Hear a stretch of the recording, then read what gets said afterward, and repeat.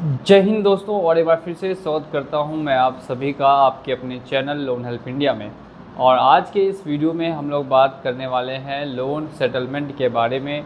काफ़ी लोगों को लोन अपना सेटलमेंट करवाना है और काफ़ी लोग ऐसे हैं जिन्होंने ऑलरेडी लोन सेटल कर रखा है। तो बात करेंगे जिन्होंने ऑलरेडी सेटल कर रखा है या फिर जिनको लोन कम से कम पे सेटल कराना है, तो पूरा प्रोसेस क्या है, कैसे आप भी अपना लोन आसानी से सेटलमेंट करवा सकते हैं और क्यों बैंक जल्दी लोन सेटलमेंट नहीं करती और ऐसा बोलती है कि अब हमारे पास से लोन सेटलमेंट होना बंद हो चुका है। एक बार फिर से स्वागत करता हूं आप सभी का आपके अपने चैनल पर। और अगर आपने अभी तक चैनल को सब्सक्राइब नहीं किया तो चैनल को सब्सक्राइब करके और साथ ही साथ में बेल आइकन को प्रेस कर दें। तो यहाँ पे हम लोग बात करते हैं लोन डिफ़ॉल्ट। सबसे पहले जब आप लोन डिफ़ॉल्ट करते हैं तो कंपनी मिनिमम आपसे बोलती है कि आप अपना ईएमआई का मिनिमम ड्यू अमाउंट जो इंटरेस्ट होता है कम से कम उतना भी पेमेंट कर दें। क्यों आखिर आपसे इंटरेस्ट बार बार कहा जाता है देने के लिए? ताकि आपका अकाउंट एनपीए ना हो। एनपीए क्या होता है, अगर आपको ये नहीं पता तो आप जाके सर्च करेंगे एनपीए क्या होता है लोन हेल्प इंडिया, तो आपको पूरा एक डेडिकेटेड वीडियो इस टॉपिक पर मिल जाएगा। तो जैसे ही यहाँ पर आपको बार बार कहा जाता है कि आप इंटरेस्ट पेमेंट करते रहे, लेकिन जो आपका प्रिंसिपल ओवर ड्यू अमाउंट होगा वो जितना पहले था उतना अभी भी रहेगा। लेकिन जब आप पूरी तरीके से ईएमआई मिस करते हैं, यानी ना ही आप प्रिंसिपल पेमेंट कर पाते हैं ना ही इंटरेस्ट पेमेंट कर पाते हैं, तब जाके आपकी एक ईएमआई बाउंस होती है। एक ईएमआई बाउंस होने के बाद कॉल्स आना स्टार्ट हो जाती है बैंक की तरफ से, या एनबीएफसी का लोन है तो फिर एनबीएफसी की तरफ से कॉल्स आना स्टार्ट हो जाएंगी और बार बार आपको कहा जाएगा कि आप अपना ईएमआई जमा करें। फर्स्ट ईएमआई बाउंस होने के बाद आप कितनी भी कोशिश करेंगे कि आपका लोन सेटल हो जाए, तो ऐसा बिल्कुल भी पॉसिबल नहीं है। आज तक किसी भी किताब में फर्स्ट ईएमआई बाउंस होने के बाद लोन सेटलमेंट नहीं किया गया बैंकों के द्वारा। अब सेकेंड बात करते हैं, जब आपकी 3 ईएमआई बाउंस होती है।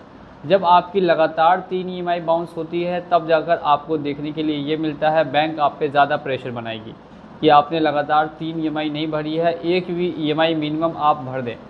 अगर आप 3 में से एक भी ईएमआई भर देते हैं तो फिर आपका जो लोन अकाउंट है वो एनपीए नहीं होगा। लगातार 3 ईएमआई मिस करेंगे तभी आपका लोन अकाउंट एनपीए होगा, और बिना अकाउंट एनपीए हुए सेटलमेंट हो पाना ना के बराबर है। तो आप इतना समझ जाइए कि जब आप लगातार 3 ईएमआई बाउंस कर देंगे उसके बाद आपका जो लोन अकाउंट है वो नॉन परफॉर्मिंग एसेट्स, यानी कि आपके पैसे से अब बैंकों को कोई फ़ायदा नहीं पहुंच रहा, एनबीएफसी को कोई फ़ायदा नहीं पहुंच रहा। रिकवरी डिपार्टमेंट की तरफ आपका केस भेज दिया जाएगा। रिकवरी डिपार्टमेंट स्टार्ट करता है सबसे पहले रिकवरी करना फुल अमाउंट से। जो आपका फुल ओवर ड्यू अमाउंट है सबसे पहले वो आपको बोलेगा पेमेंट करने के लिए कि आप अपना फुल ओवर ड्यू अमाउंट आपका जितना भी है आप वो पेमेंट करके क्लोज़ करें।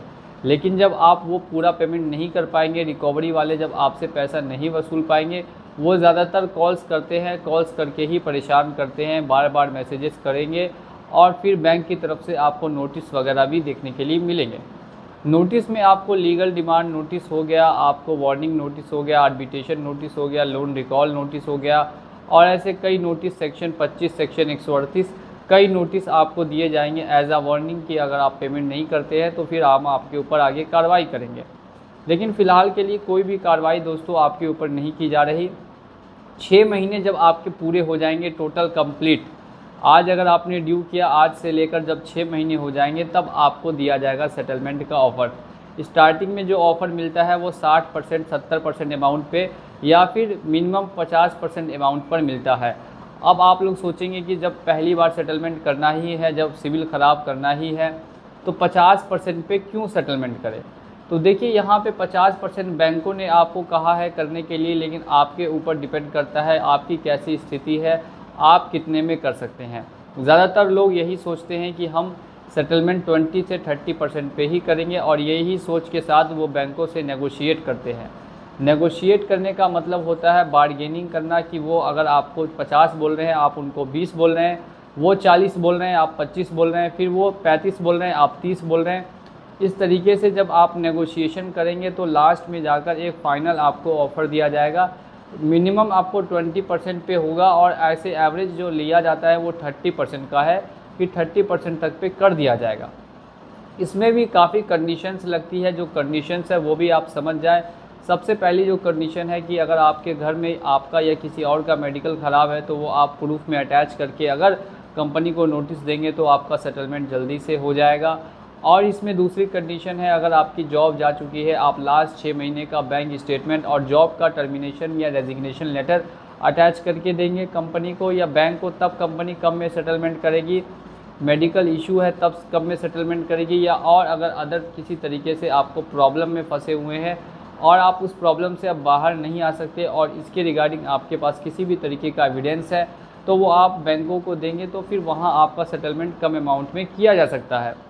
अमूमन ऐसे देखने के लिए नहीं मिलता कि बैंक खुद से आपको 20% ऑफ़र कर दे, 25% ऑफ़र कर दे, क्योंकि जितना कम ऑफ़र करेगी बैंक को उतना ज़्यादा लॉस होगा।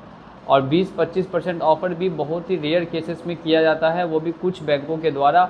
बाकी कुछ बैंक्स ऐसे हैं जो इतना कम आपको बिल्कुल भी ऑफ़र नहीं करते। ये हमने आपको बता दिया पूरा लोन सेटलमेंट का प्रोसेस, जो आपको 6 महीने बाद से स्टार्ट होकर आपको 1.5 साल 2 साल तक में आप पूरी तरीके से लोन को क्लोज़ करवा सकते हैं। इस बीच में सेक्शन 25 सेक्शन 138 बाउंस होगा नहीं होगा, इस टॉपिक पर वीडियो आपको नेक्स्ट आने वाला है। तो अगर आपने चैनल को सब्सक्राइब नहीं किया तो चैनल को सब्सक्राइब करके बेल आइकन को प्रेस कर लीजिए। चलिए चलता हूँ आज के इस वीडियो में और मिलूँगा आप लोगों से अगली वीडियो में बहुत ही जल्द। जय हिंद।